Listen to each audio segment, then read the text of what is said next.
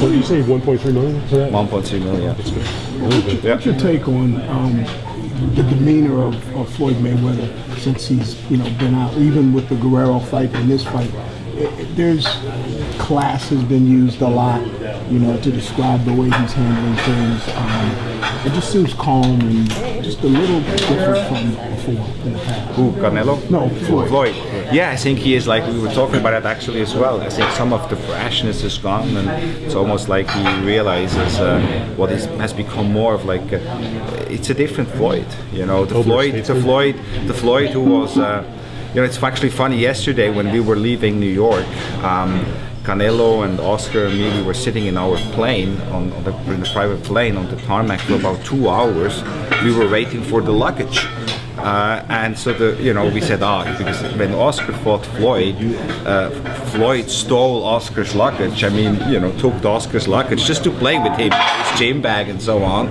So Oscar arrives, I think it was, as a matter of fact, in Washington, and his gym bag was missing. And Floyd took it. That was the old Floyd. So we saw it yesterday. We were sitting in the plane. I wonder if Floyd took the luggage again.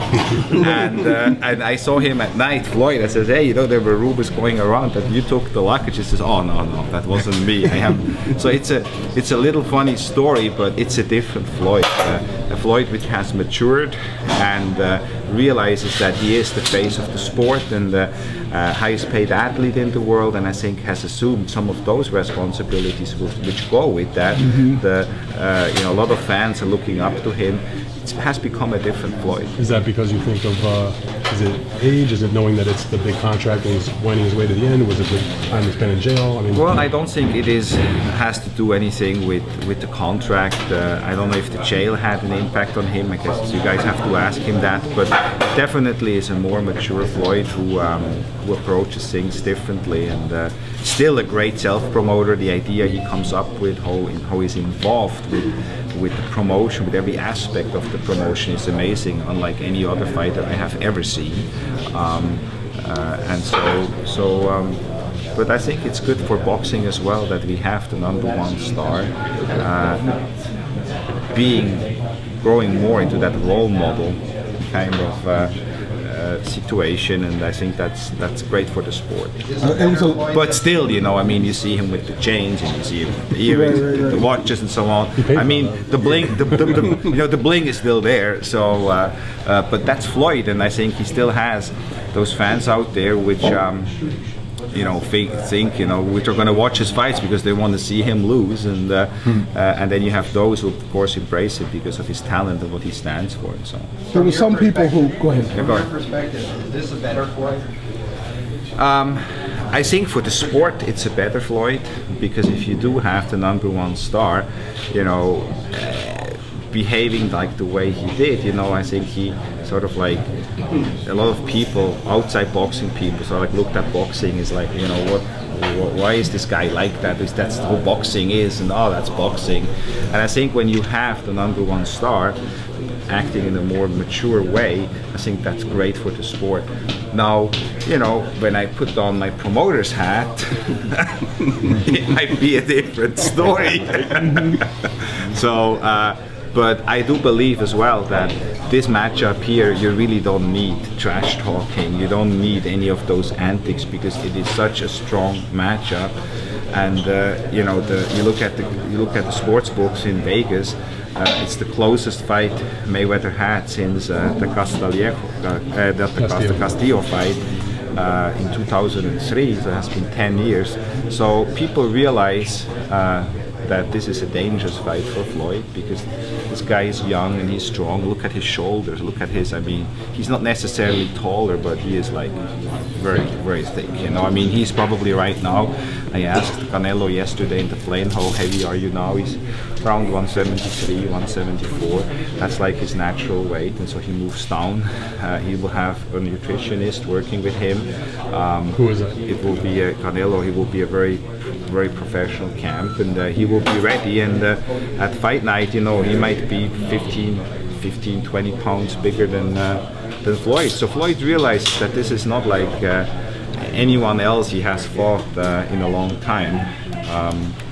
and he knows it's a dangerous fight. If there was a litmus test for, some people thought, you know, the way Floyd's demeanor, they maybe misinterpreted it before the Guerrero fight as maybe he's not as good as he used to be, that kind of thing, maybe he's going to lose his fight. But if there was a litmus test for whether or not that was true, it was the way he handled himself, the way he won the fight, and actually the way he promoted his guys on the undercard.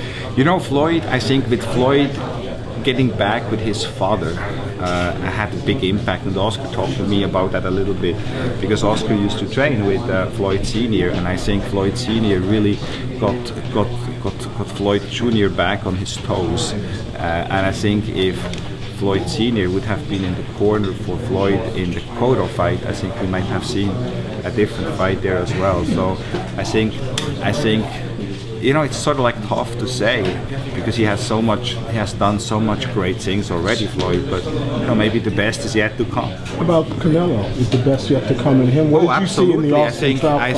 I think if you would have to prepare for a Mayweather fight, I think the Austin Trout fight was the perfect. You couldn't ask for a better preparation to going into a Mayweather fight than the Austin Trout fight, because of many reasons. African Americans, boxer, undefeated, the huge crowd, 40,000 people. So you know, those people who might think, well, Canelo in a Mayweather fight, he might freeze in the spotlight, you know, and the magnitude of the event. I mean, this guy was fighting in front of 40,000 people. I don't think Floyd ever fought in front of 40,000 people. So I think all of that together prepared Canelo perfectly for that fight. And some might say, well, you know, maybe a year from now or so he would have a better shot at it and so on. This kid is ready. He's hungry, he is ready, he wants it, extremely confident. The time is now for him. How do you see the truth behind it? No, actually I think it's going to help him, because you said he didn't want to do it though. Well, I mean, if you have a choice, I mean, of course you wouldn't want to do it, you know, so it's not a matter of like, but he didn't, you know, he was able to, you know, they agreed on a weight which he feels is not going to hurt him, because in the Trout fight he came in at 53.5 without a nutritionist, you know, and still eating in the day of the fight in the morning, he was still eating and drinking, so it's not going to hurt him. I think it's going to help him. And why I say that, because I think he said, hey, I'm going to get a nutritionist. So I think we're going to get a much better, we're going to see a much better condition. Do you know who is the nutritionist?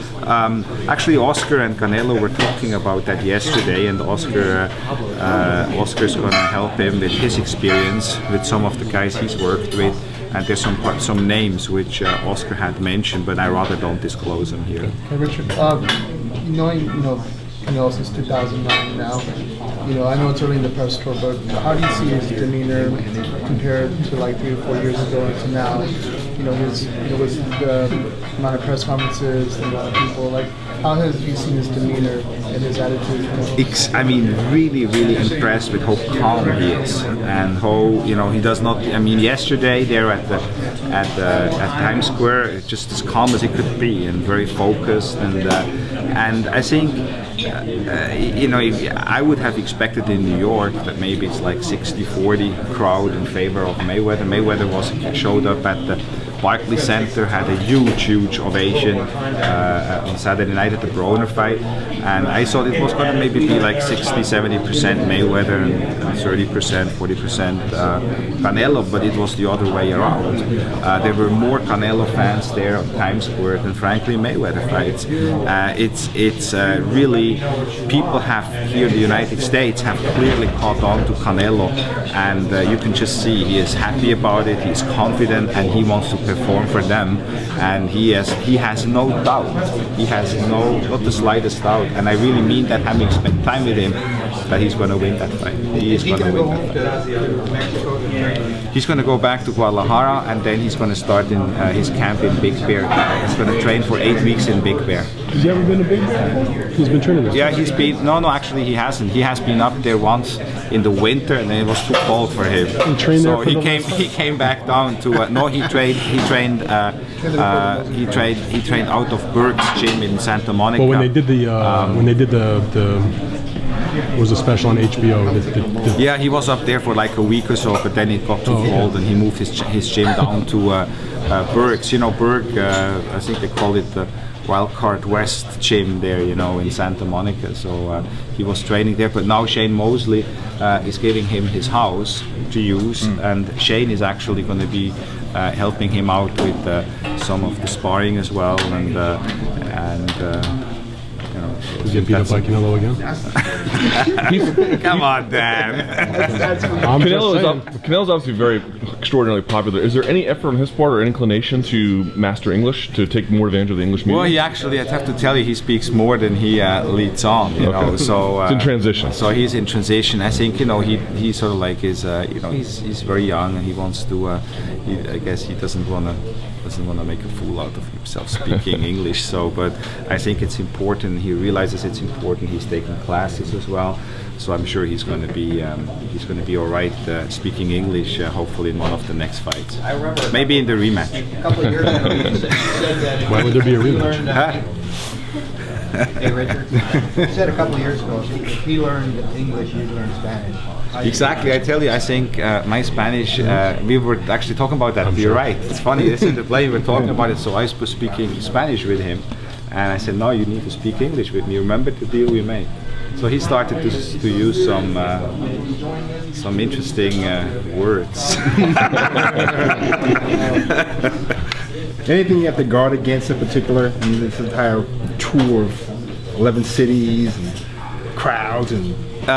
Well, you know, we obviously huge crowd yesterday. I think we're going to have a huge crowd in Mexico City. They expect well over 100,000 people there.